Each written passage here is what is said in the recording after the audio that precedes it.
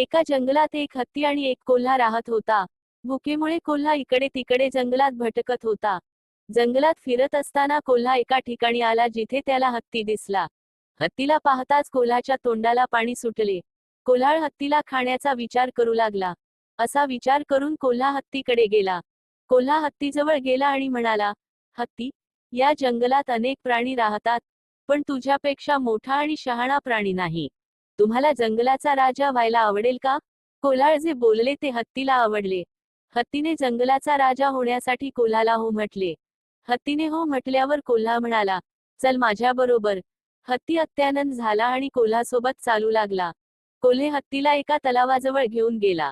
कोल्हा म्हणाला, तू तळ्यात जाऊन आंघोळ कर. तलावात खूप दलदल होती.